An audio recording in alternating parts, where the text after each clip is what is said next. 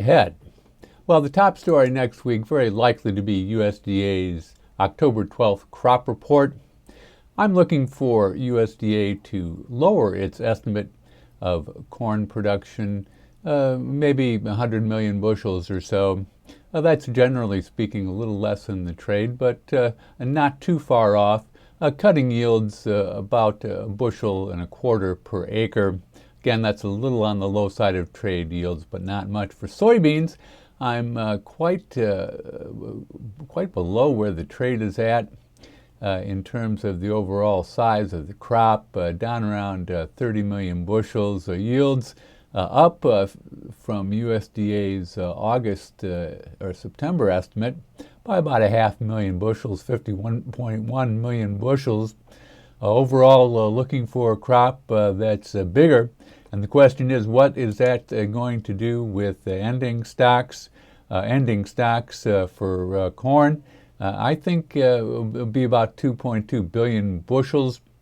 Again, that's quite a bit lower than the average trade guess, which sees only a slight reduction due to better demand and that lower production estimate. Much more aggressive than the trade, again, for soybeans, putting ending stocks 325 million bushels, down 40 from USDA's September estimate, despite the big increase in production.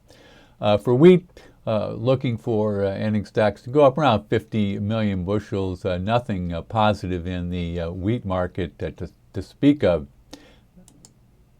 Now, the other factor, the second factor to watch, is going to be market volatility. That was highlighted today by the flash crash that we saw over in Great Britain, with the British pound dropping 6% just in a matter of minutes, bounced back, but really unhinged the markets. So we had a jobs report today out in the U.S., showed somewhat weaker than expected jobs growth in September. Around 156,000 new jobs created. The unemployment rate ticked a little higher. That has perhaps some second guessing on just how strong the U.S. economy is, although the data has been good on this week.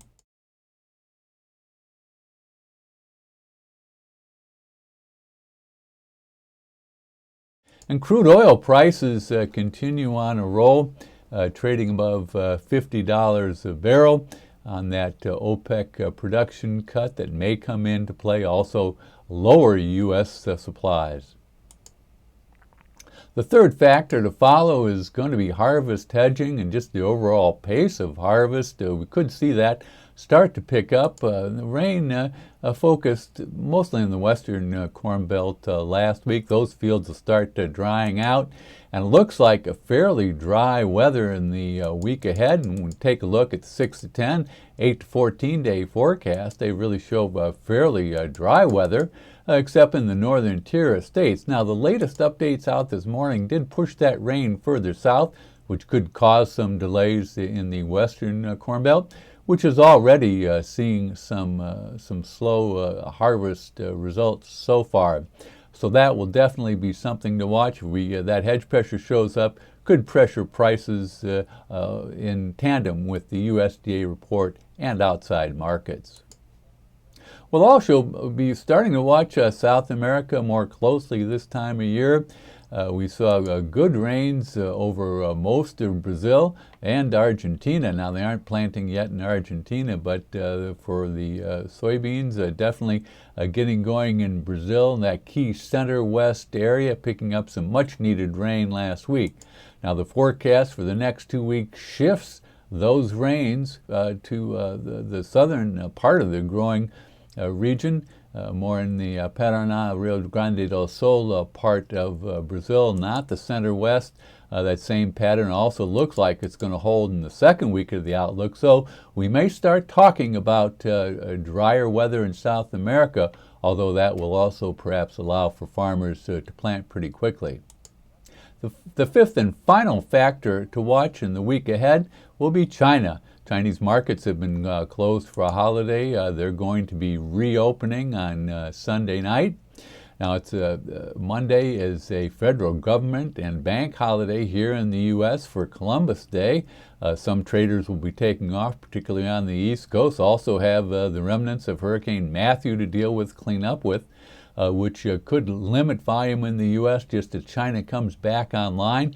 That'll be important not only for financial markets, but obviously for the soybean market. We saw some good daily sales of soybeans the last couple days. Even though Chinese traders were off, those were done to unknown destinations.